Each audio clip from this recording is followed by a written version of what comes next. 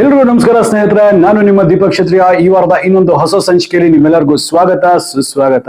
ಈ ದಿನ ಒಂದು ಅದ್ಭುತವಾದ ರೆಸಿಪಿ ಮಾಡ್ತಾ ಇದ್ದೀನಿ. ಅದ್ ಯಾವುದು ಅಂತ ಹೇಳಿದ್ರೆ ಮಂಗಳೂರು ಶೈಲಿಯ ಒಂದು ಮಿಕ್ಸ್ ವೆಜಿಟೇಬಲ್ ಸಾಗು. ಹಿಂದಿನ ರೆಸಿಪಿಗಳಲ್ಲಿ ಹೇಳ್ಕೊಟ್ಟಂಗೆ ಬನ್ಸ್ ಆಗಿರ್ಬೋದು, ಚಪಾತಿ, ದೋಸೆ, ಇಡ್ಲಿಗೂ ಸಹ ಈ ಒಂದು ಸಾಗು ಅದ್ಭುತವಾಗಿರುತ್ತೆ. ಸ್ವಲ್ಪ ಡಿಸ್ಟಿಂಕ್ಟಿವ್ ಮಸಾಲಾ ಫ್ಲೇವರ್ ಸಟಲ್ ಆಗಿ ಬರುತ್ತೆ. ತುಂಬಾ ಅದ್ಭುತವಾಗಿರುತ್ತೆ. ಈ ಒಂದು ಸಾಗು ಮಾತ್ರ ಮಾಡೋದಕ್ಕೂ ಅಷ್ಟೇ ಸುಲಭ. ಈ ಒಂದು ಮಂಗಳೂರು ಶೈಲಿಯ ಈ ಒಂದು ವೆಜಿಟೇಬಲ್ ಸಾಗು ಯಾವ ರೀತಿ ಮಾಡ್ಬೇಕು ಅನ್ನೋದನ್ನ ನೋಡುವ.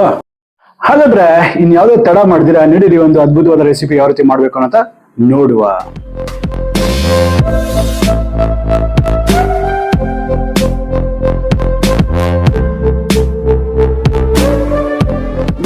ನೀವು ಮೊದಲನೇದಾಗಿ ಪ್ರಿಪರೇಷನ್ಸ್ ಏನು ಅಂತ ಹೇಳಿದ್ರೆ, ನೀವು ನೋಡ್ತಿದ್ರಲ್ಲ, ತೊಗರಿ ಬೇಳೆ ಸುಮಾರು ಒಂದು 30ರಿಂದ 40 ಗ್ರಾಮ್ ತೊಗರಿ ಬೇಳೆ ತಗೊಂಡು ಇದನ್ನ ಕುಕ್ಕರಲ್ಲಿ ಸ್ವಲ್ಪ ಅರಿಶಿನ ಹಾಕ್ಬಿಟ್ಟು ಈ ರೀತಿ ಇದನ್ನ ಬೇಯಿಸ್ಕೊಂಡಿದ್ದೀನಿ.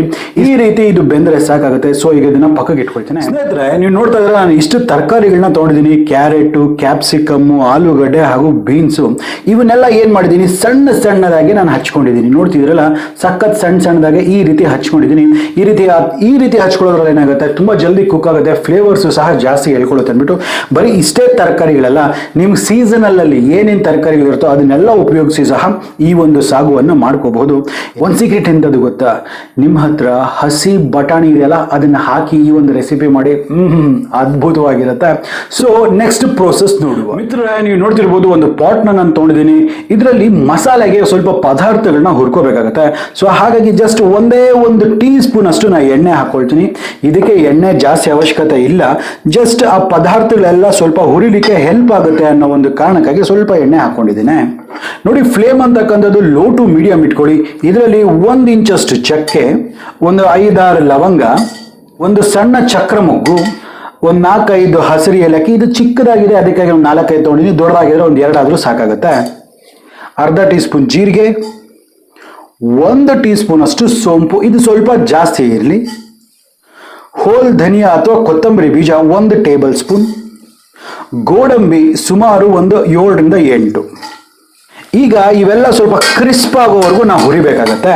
ಸ್ವಲ್ಪ ಒಂದೊಳ್ಳೆ ಪರಿಮಳ ಬರುತ್ತೆ, ಅಲ್ಲಿವರೆಗೂ ಇದನ್ನ ಹುರಿಯುವ. ಇದು ಕೊನೆಯಲ್ಲಿ ಒಂದು ಅರ್ಧ ಟೀ ಸ್ಪೂನ್ ಅಷ್ಟು ಗಸಗಸೆಯನ್ನು ಹಾಕೊಳ್ತೀನಿ.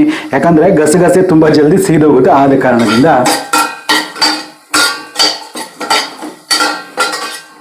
ಈಗ ರುಚಿಗೆ ತಕ್ಕಷ್ಟು ಹಸಿರು ಮೆಣಸಿನಕಾಯಿನ ಸಹ ಹಾಕೊಳ್ತೀನಿ.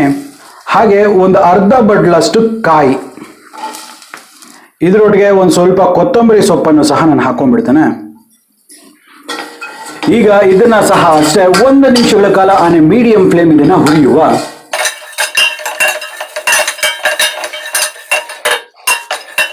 ಮಿತ್ರರೇ, ನೀವು ನೋಡ್ತಿದ್ರಲ್ಲ, ಎಲ್ಲ ಮಸಾಲಾ ಪದಾರ್ಥಗಳು ಸಹ ಪರ್ಫೆಕ್ಟ್ ಆಗಿ ಹುರಿದಿದ್ದಾಗಿದೆ.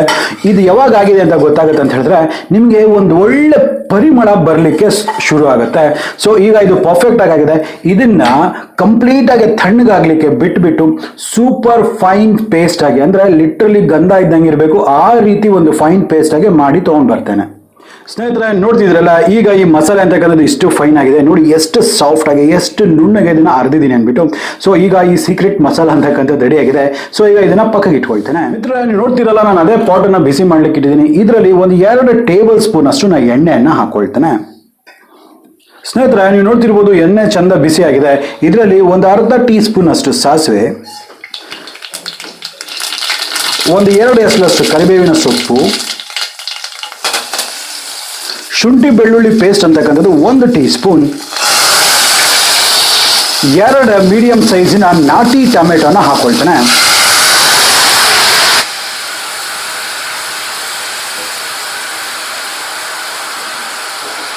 ಅರಿಶಿನ ಒಂದು 1/4 ಟೀ ಸ್ಪೂನು, ರುಚಿಗೆ ತಕ್ಕಷ್ಟು ಉಪ್ಪು. ಇವೆಲ್ಲನೂ ಹಾಕ್ಬಿಟ್ಟು ಇದರ ಹಸಿ ವಾಸನೆ ಹೋಗಬೇಕು, ಅಲ್ಲಿವರೆಗೂ ಇದನ್ನ ಹುರಿಯುವ. ಮಿತ್ರರೇ, ನೀವು ನೋಡ್ತಿರ್ಬೋದು, ಇಲ್ಲಿ ಟೊಮೆಟೊ ಮತ್ತೆ ಈ ಶುಂಠಿ ಬೆಳ್ಳುಳ್ಳಿ ಪೇಸ್ಟ್ ಎಲ್ಲ ಚಂದ ಆಗಿದೆ. ನೋಡಿ, ಲಿಟ್ರಲಿ ಈ ಟೊಮೆಟೊ ಅನ್ನೋದು ಪೇಸ್ಟ್ ಆಗಿಬಿಟ್ಟಿದೆ. ಸೊ ಈಗ ಇದರಲ್ಲಿ ತರಕಾರಿಗಳನ್ನ ಹಾಕೋಬೇಕಾಗತ್ತೆ. ಇದರಲ್ಲಿ ಒಂದು ಅರ್ಧ ಕಪ್ನಷ್ಟು ಬೀನ್ಸು, ಒಂದು ಮೀಡಿಯಂ ಸೈಜ್ನ ಆಲೂಗಡ್ಡೆ, 2 ಕ್ಯಾರೆಟ್ ಸಣ್ಣಗೆ ಹೆಚ್ಚಿರ್ತಕ್ಕಂಥದ್ದು, ಹಾಗೆ ಕ್ಯಾಪ್ಸಿಕಮ್, ನಾನಿಲ್ಲಿ ರೆಡ್ ಮತ್ತು ಯೆಲ್ಲೋ ಕಲರ್ ಕ್ಯಾಪ್ಸಿಕಮ್ ತೊಗೊಂಡಿದ್ದೀನಿ, ಅದನ್ನು ಸಹ 1 ಕಪ್ನಷ್ಟು ಹಾಕೊಳ್ತೇನೆ. ಇದ್ರ ಜೊತೆನೆ ತುಂಬಾ ಇಂಪಾರ್ಟೆಂಟು ಒಂದು ಸಣ್ಣ ನೆಲ್ಲಿ ಗಾತ್ರದ ಈ ಒಂದು ಹುಣಸೆ ಹಣ್ಣಿನ ರಸ. ಈಗ ಇದನ್ನ ಚಂದ ಒಮ್ಮೆ ಮಿಕ್ಸ್ ಮಾಡುವ.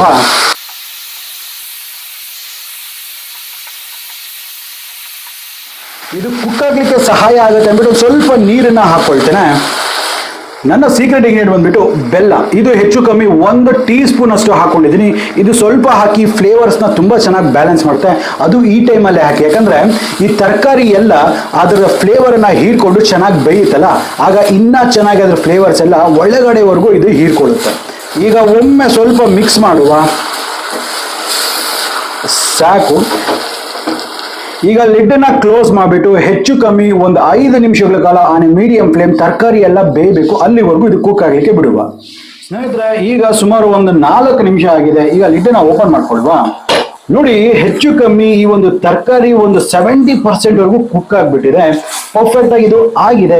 ಸೊ ಈಗ ತುಂಬಾ ಇಂಪಾರ್ಟೆಂಟ್ ಅಂತ ಹೇಳಿದ್ರೆ, ನಾ ಆಗ್ಲೇ ಹೇಳಿದ್ನಲ್ಲ, ಈ ಒಂದು ಬೇಳೆ, ತೊಗರಿ ಬೇಳೆ ಏನ್ ನಾನು ಬೇಯಿಸ್ಕೊಂಡಿದ್ನಲ್ಲ, ಈ ತೊಗರಿ ಬೇಳೆನ ಹಾಕೊಂಡ್ಬಿಡ್ತೇನೆ. ಇದರಿಂದ ಒಂದು ಒಳ್ಳೆ ಸಟಲ್ ಫ್ಲೇವರ್ ಕೊಡುತ್ತೆ, ಜೊತೆಗೆ ಈ ಒಂದು ಸಾಗುಗೆ ಬಾಡಿ ಕೊಡುತ್ತೆ. ಹಾಗೆ ಈ ಮಸಾಲೆ ಏನಿದೆ, ಈ ಮಸಾಲೆಯನ್ನು ಸಹ ನಾನು ಹಾಕೊಂಡ್ಬಿಡ್ತೇನೆ. ಈಗ ನೋಡಿ, ಈಗ ಈ ಮಸಾಲೆ ಎಲ್ಲ ಹಾಕಿದಾಗಿದೆ. ಈಗ ಈ ಒಂದು ಸಾಗುವನ್ನ ಚೆನ್ನಾಗಿ ಮಿಕ್ಸ್ ಮಾಡ್ಕೊಳ್ಳೋಣ. ಸೊ ಕನ್ಸಿಸ್ಟೆನ್ಸಿ ಅಡ್ಜಸ್ಟ್ ಮಾಡ್ಕೋಬೇಕಲ್ವಾ, ಸೊ ಆ ಒಂದು ಕಾರಣಕ್ಕೆ ಸ್ವಲ್ಪ ನೀರನ್ನ ನಾನು ಹಾಕೊಳ್ತೇನೆ. ಈಗ ಒಮ್ಮೆ ಮಿಕ್ಸ್ ಮಾಡಿ ಕ್ಲೀನಾಗಿ.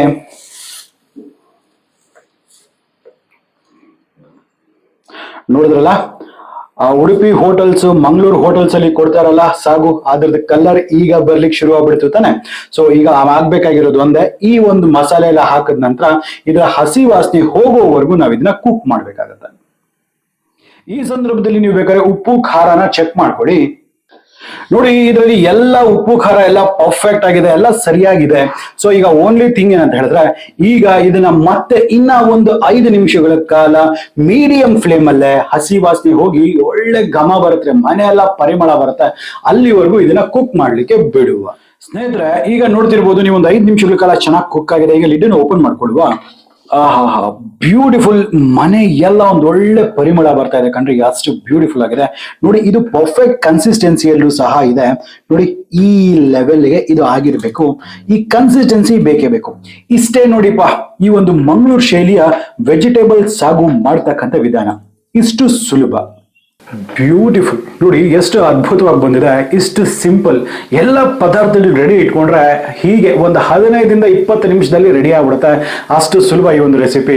ಇದು ಚಪಾತಿ, ರೊಟ್ಟಿ, ದೋಸೆ, ಇಡ್ಲಿ ಯಾವ್ದ್ರ ಜೊತೆ ಆದ್ರೂ ಸರಿ, ಈ ಒಂದು ವೆಜಿಟೇಬಲ್ ಸಾಗು ಅಂತಕ್ಕಂಥದ್ದು ಸೈ ಅಂತ ಮೇಲೆ ನಿಂತ್ಕೊಳ್ಳುತ್ತೆ. ಅಷ್ಟೇ ಅದ್ಭುತವಾಗಿರುತ್ತೆ, ಅಷ್ಟೇ ಈಸಿ ಕೂಡ ಮಾಡೋದು. ನೋಡ್ತಾ ಇದ್ರೇನೆ ಬಾಯಲ್ಲಿ ನೀರು ಊರ್ತಾ ಇದೆ, ಅಷ್ಟು ಅದ್ಭುತವಾಗಿದ್ದು ಬಂದಿದೆ. ನಾ ಹೇಳಿರ್ತಕ್ಕಂಥ ವಿಧಾನದಲ್ಲಿ ಒಮ್ಮೆ ಇದನ್ನು ಮಾಡಿ ನೋಡಿ. ಖಂಡಿತ ಹೇಳ್ತೀನಿ, ನಿಮ್ಮ ಮನೆಯವರೆಲ್ಲರೂ ಈ ಒಂದು ರೆಸಿಪಿಗೆ ನೀವು ಮಾಡೋದಕ್ಕೆ ಫಿದಾ ಆಗ್ಬಿಡ್ತಾರೆ, ಅಷ್ಟು ಅದ್ಭುತವಾಗಿರುತ್ತೆ. ಹಾಗಾದ್ರೆ ನಂಗನ್ಸುತ್ತೆ ನಿಮಗೆ ವಿಡಿಯೋ ಇಷ್ಟ ಆಗಿದೆ ಅಂದ್ಬಿಟ್ಟು. ಇಷ್ಟ ಆಗಿದ್ರೆ ಆಸ್ ಯೂಶುವಲ್ ಸಬ್ಸ್ಕ್ರೈಬ್ ಮಾಡ್ಕೊಳ್ಳೋದನ್ನ ಮರಿಬೇಡಿ. ಹಾಗೆ ವಿಡಿಯೋನ ನಿಮ್ಮ ಫ್ರೆಂಡ್ಸ್ ಅಂಡ್ ಫ್ಯಾಮಿಲಿ ಜೊತೆ ಶೇರ್ ಮಾಡಿ. ಹಾಗಾದ್ರೆ ಮತ್ತೆ ಇದೇ ರೀತಿ ಭೇಟಿ ಆಗ್ತಿರ್ತೀನಿ. ಅಲ್ಲಿವರೆಗೂ ದೀಪಕ್ ಕ್ಷೇತ್ರ ಸೈನಿಂಗ್ ಆಫ್ ಅಂಡ್ ಜೈ ಹಿಂದ್, ಜೈ ಕರ್ನಾಟಕ, ನಮಸ್ಕಾರ.